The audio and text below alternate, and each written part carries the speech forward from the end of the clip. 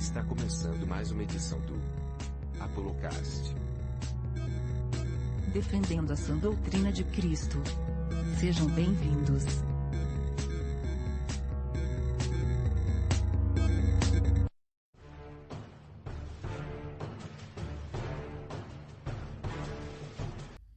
Sejam todos muito bem-vindos a mais uma edição do Apolocast. Esta é a edição de número 7, com o tema Igrejas de Cristo ou Igrejas da ONU? Agenda ONU 2030 para o Desenvolvimento Sustentável. Discutiremos hoje sobre os aspectos de mudanças e a inclusão do secularismo, a usurpação do poder governamental de Cristo para sua Igreja. Jesus é a chave hermenêutica e exegética da Igreja. Para mim, e para todo cristão sério, isso é um fato consumado. Mas, se as muitas igrejas que assinaram o Pacto da Nova Igreja 2030, quem controla tais instituições? Se a Igreja não produz doutrinas e revelações bíblicas, o que é papel exclusivo de Cristo, quem denomina os aspectos litúrgicos e teológicos das muitas instituições religiosas que aderiram ao movimento religioso secular? Essas são algumas questões que tentaremos responder até o final desta edição. Usarei como base alguns documentos da própria Organização das Nações Unidas para provar o que estou falando. Deixarei os links logo abaixo, na descrição do podcast, para aqueles que desejam constatar com os seus próprios olhos o que está sendo abordado nesta edição, para que seja muito claro de que não é algo da minha cabeça, mas uma verdade inconveniente que todo verdadeiro cristão precisa saber. O primeiro documento é intitulado Reino de Deus e a Agenda ONU 2030, a Igreja e os Objetivos de Desenvolvimento Sustentável e a própria Agenda ONU 2030. Segundo a Agenda ONU 2030 para a Sustentabilidade do Mundo, existem 17 objetivos a serem cumpridos até o ano de 2030, e são eles: Objetivo 1, acabar com a pobreza em todas as suas formas e todos os lugares. Objetivo 2, acabar com a fome, alcançar a segurança alimentar e melhoria de nutrição e promover a agricultura sustentável. Objetivo número 3, assegurar uma vida saudável e promover o bem-estar para todos em todas as idades. Objetivo 4, assegurar a educação inclusiva e equitativa de qualidade e promover oportunidades de aprendizado ao longo da vida para todos. Objetivo 5, alcançar a igualdade de gênero e empoderar todas as mulheres e meninas.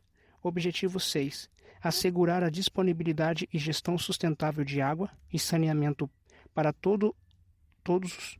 Objetivo 7, assegurar o acesso confiável, sustentável, moderno e a preço acessível à energia para todos.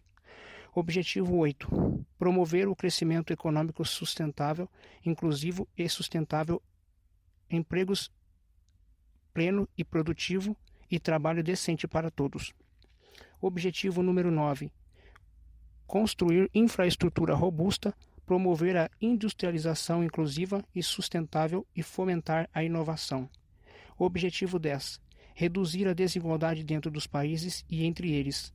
Objetivo 11, tornar as cidades e os assentamentos humanos inclusivos, seguros e resistentes e sustentáveis. Objetivo 12, assegurar padrões de produção e de consumo sustentáveis. Objetivo 13, tomar medidas urgentes para combater a mudança do clima e seus impactos. Objetivo 14, conservar e usar sustentavelmente os oceanos, os mares e os recursos marinhos para o desenvolvimento sustentável.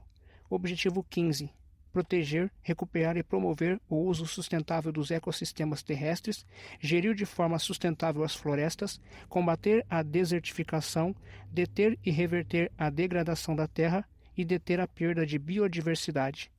Objetivo 16, promover as sociedades pacíficas e inclusivas para o desenvolvimento sustentável, proporcionar o acesso à justiça para todos e construir instituições eficazes, responsáveis e inclusivas em todos os níveis. Objetivo 17, fortalecer os meios de implementação e revitalizar a parceria global para o desenvolvimento sustentável. Segundo consta na cartilha destinada às igrejas, e eu digo entre aspas igrejas, que se enquadram nos objetivos da ONU, que é o suposto desenvolvimento sustentável, segundo ela, tais objetivos são uma espécie de clamor da sociedade por uma vida melhor, mais justa e sustentável, o que me faz a pergunta: onde entra o Evangelho de Cristo descrito nos atos do nosso Senhor Jesus, selados no seu corpo e sangue? Segundo as Escrituras e o testemunho de Cristo, que nos atesta que sua descida à terra num corpo de homem, seu ministério, sua morte e sua ressurreição tiveram como único e principal objetivo declarar definitivamente que todos nós pecamos e estamos destituídos da glória de Deus, carecendo, portanto, de restauração e redenção, e que nenhum ser humano foi ou é capaz de produzir tal transformação. Ou seja, o objetivo do Criador ao enviar o seu Filho Jesus à Terra como sacrifício e propiciação por conta dos pecados da humanidade não teve e não tem nada a ver com o desenvolvimento sustentável ou qualquer outro assunto relacionado exclusivamente a temas humanistas, economia, gestão de recursos naturais, fontes de energia renováveis, etc. Me desculpe, mas eu não consigo ver um evangelho de Cristo pautado nessas coisas. Não consigo imaginar Cristo sofrendo o que sofreu para que o homem tivesse conforto materialista ou que pudesse conviver numa sociedade mais igualitária e sustentável. Isso são aspectos exclusivamente do mundo secular, diga-se de passagem, utópicos, visto que o problema do mundo é o pecado e nada mais. O que está em xeque neste podcast é o que realmente o Evangelho de Cristo nos prega, ou seja, o que realmente as Escrituras significam e quais os objetivos principais inseridos no plano de salvação e redenção da humanidade, que estão contidos nas Escrituras e que foram reveladas através do testemunho de Cristo nos proporcionado nesta terra. Os fatos relacionados com os aspectos materiais desta vida, como o desenvolvimento sustentável, a economia sustentável, aquecimento global, escassez de recursos naturais e etc., são aspectos que devem ser discutidos na esfera humana e não inseridos na teologia ou na escatologia bíblica.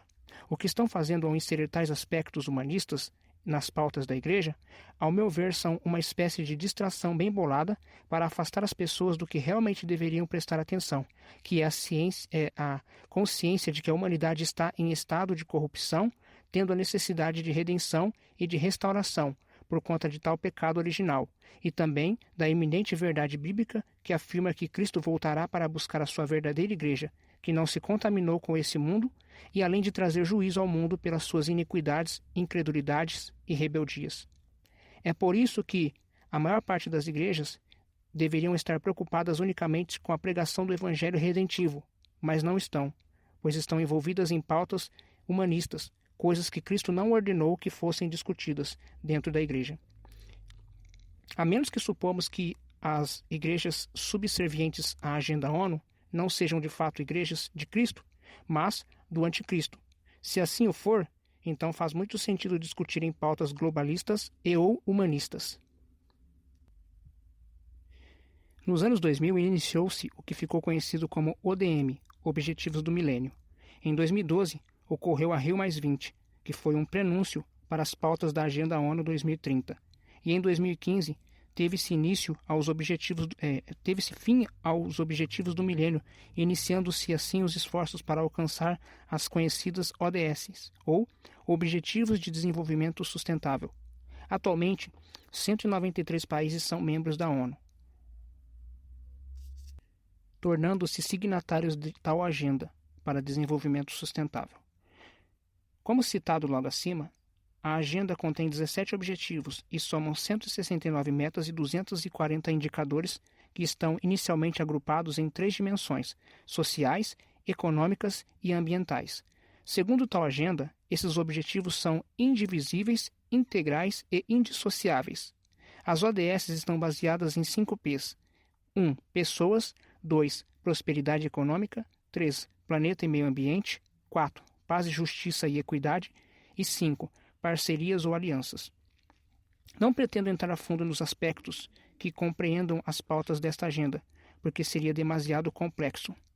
Meu objetivo, portanto, é discutir brevemente alguns aspectos que estão diretamente relacionados com a vida cristã e da Igreja de Cristo, e que poderá afetar suas atividades cristocêntricas em algum momento.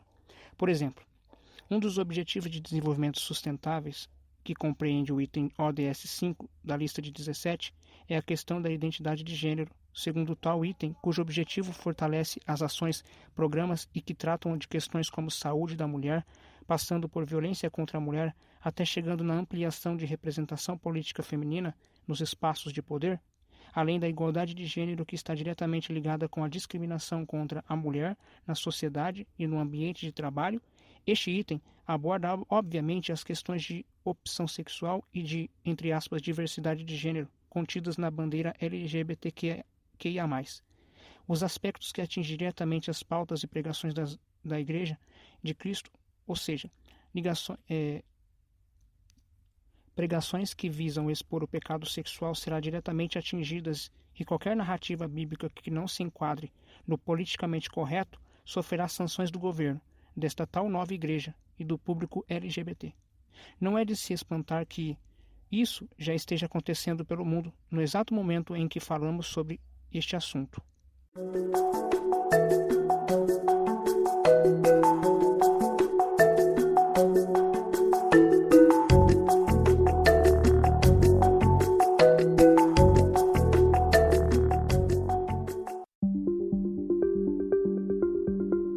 Segundo os fundamentos teológicos do que veio a ser a Reforma Protestante, o Evangelho e doutrina bíblica devem seguir 5 princípios chamados em língua latina de solas. Você sabe quais são as 5 solas? Sola fide, somente a fé; sola scriptura, somente a escritura; solos Christus, somente o Cristo; sola gratia, somente a graça; soli Deo gloria, glória somente a Deus. Mas, será que todas as igrejas que se dizem protestantes realmente levam estes princípios ao pé da letra? Busque esta e outras respostas nos diversos temas abordados no ApoloCast. Não se esqueça, mande sua sugestão e comentários. Sejam todos bem-vindos.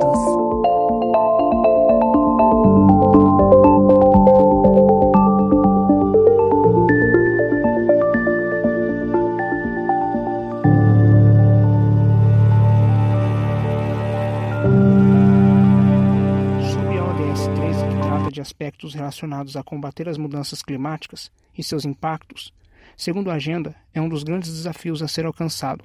Praticamente, tal agenda está relacionada à proteção da natureza, que tem se tornado cada vez mais como um culto a Gaia, que é considerada como mãe terra pelo pensamento panteísta e pelas correntes teosofistas e gnósticas. Obviamente que eu não acho errado proteger os recursos naturais. Acredito que seja um dever de cada cidadão. No entanto, este fato tem se tornado muito mais como uma espécie de religião panteísta do que uma obrigação de cada cidadão, embora não seja a pauta do Evangelho de Cristo. Por exemplo, segundo o pronunciamento do Papa no Sínodo da Amazônia que ocorreu em Roma em 2019, ao declarar que tal evento eclesial coloca os olhos no mundo nesta vasta área e que exige grandes esforços de evangelização e força colossal para poder implementar as muitas necessidades de uma ecologia que denominou como integral. Sobre o episódio da estátua da deusa indígena Pachamama, quem conhece a história da Igreja Católica sabe que é normal esse tipo de relação entre a Terra, representada por Gaia, e Maria.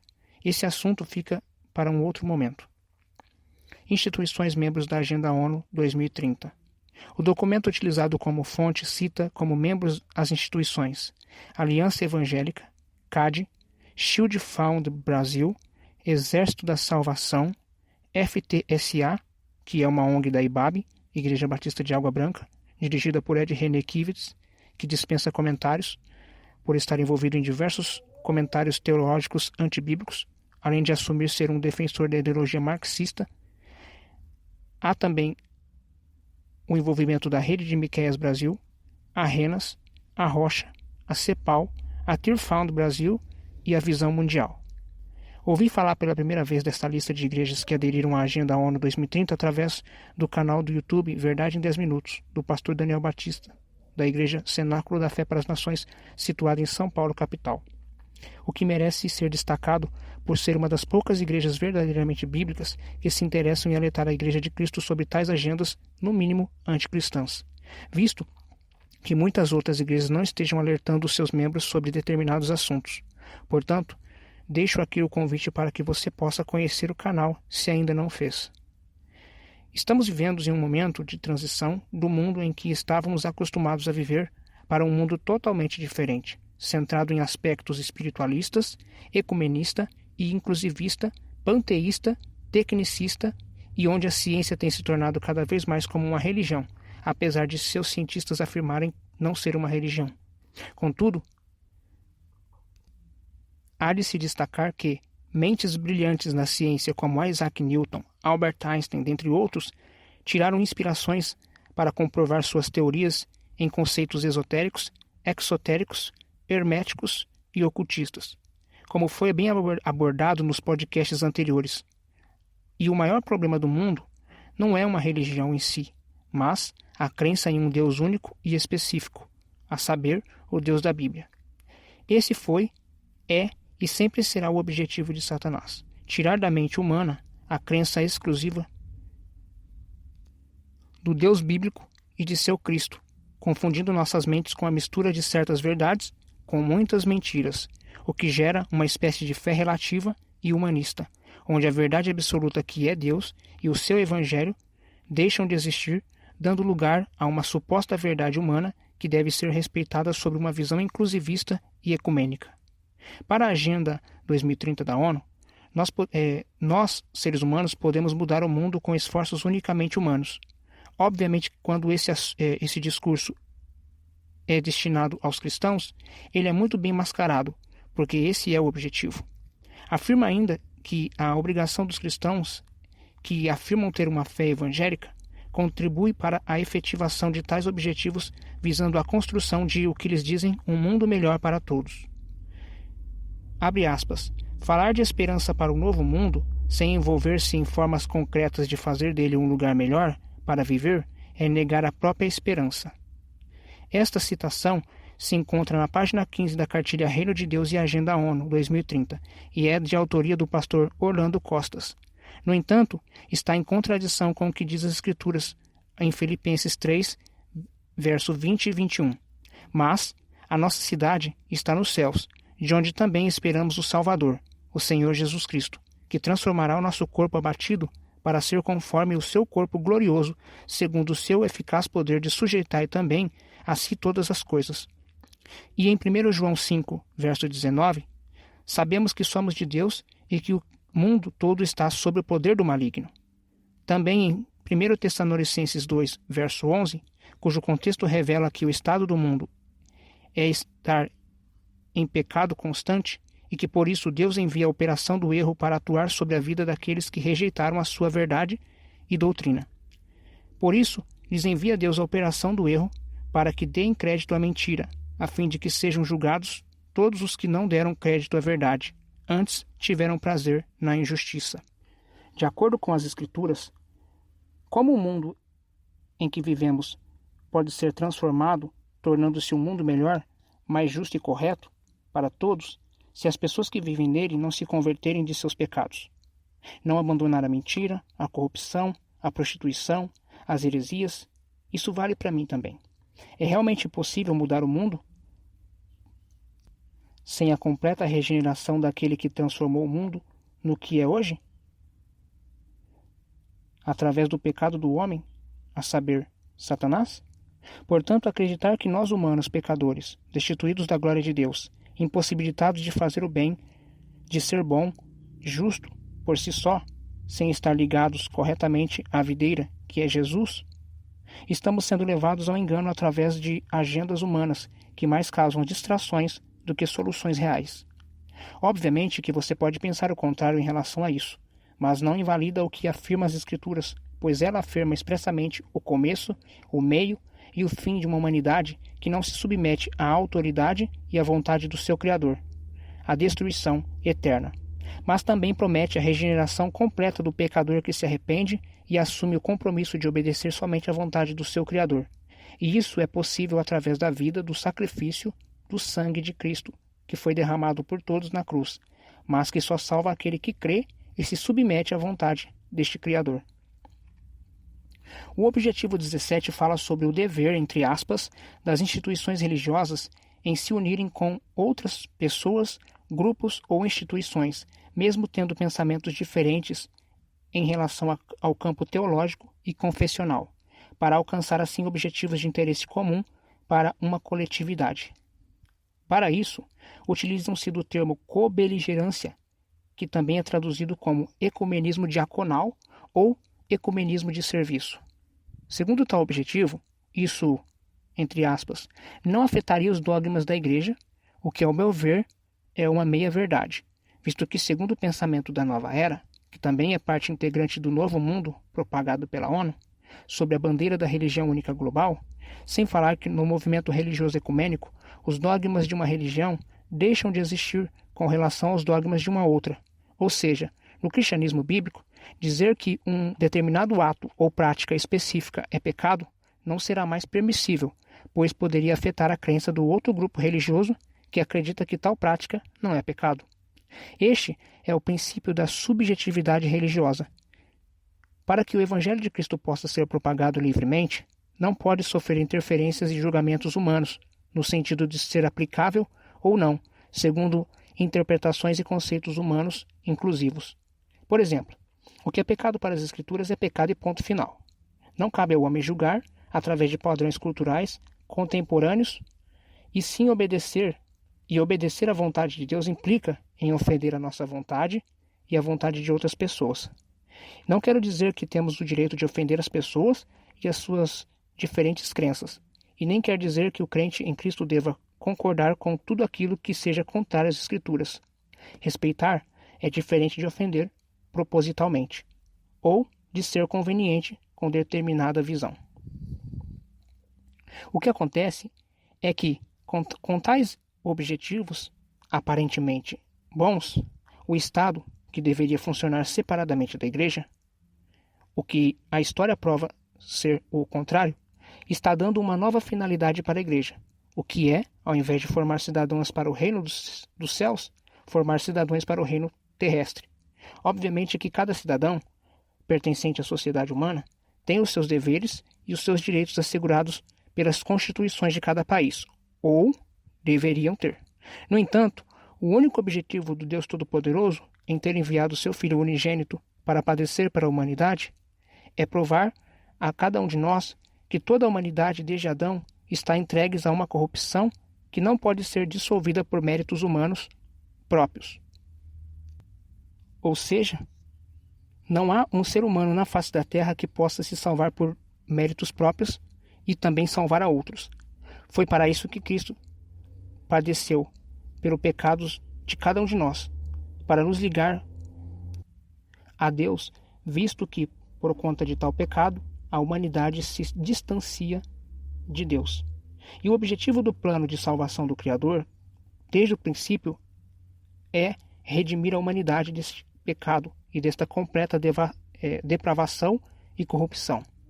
Portanto, é fútil acreditar que o mundo possa ser um lugar melhor sem que a humanidade como um todo seja limpa daquilo que é a principal fonte das desigualdades, das injustiças, das depravações e das corrupções, ou seja, a natureza pecaminosa do homem.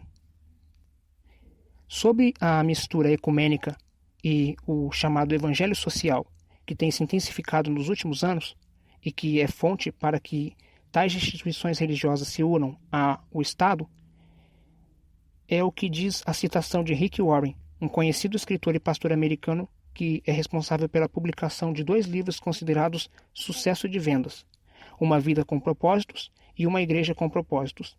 Na edição de 2008 do World Economic Forum, Warren declara, abre aspas, o futuro do mundo não é o secularismo, mas o pluralismo religioso, fecha aspas. Ou seja, o que esperar do mundo sob domínio de um único líder mundial e ou uma única religião mundial centrada nas necessidades humanas? Apenas o que já afirmava Lester Crowley em seu livro Da Lei. Faze o que tu queres, este é o todo da lei. Parafrase minha. Está na hora de nos posicionar contra ou a favor desta secularização da Igreja, desta usurpação do poder da direção da mesma. Aliás, se ela é agora dirigida por princípios e esforços humanos, é prova de que Cristo nunca fora o cabeça desta. Se sua comunidade de fé não é dirigida não é dirigida por Cristo e sim por homens, eu acho muito difícil aceitar a vontade de Cristo. E muito mais fácil aceitar essas doutrinas e princípios humanistas e sociais. Muitas igrejas já estão se tornando logradouros públicos pertencentes ao Estado, com documentação e tudo. Se a igreja a qual você pertence é realmente de Cristo, jamais poderá se juntar a um movimento como este. Como cidadão celestial, você pode exercer os deveres de ajudar a sua comunidade. No entanto, você não deve jamais misturar o Evangelho de Cristo com isso, ou confundir as pessoas sobre o real sentido da cruz de Cristo. Te espero no próximo ApoloCast. Até lá!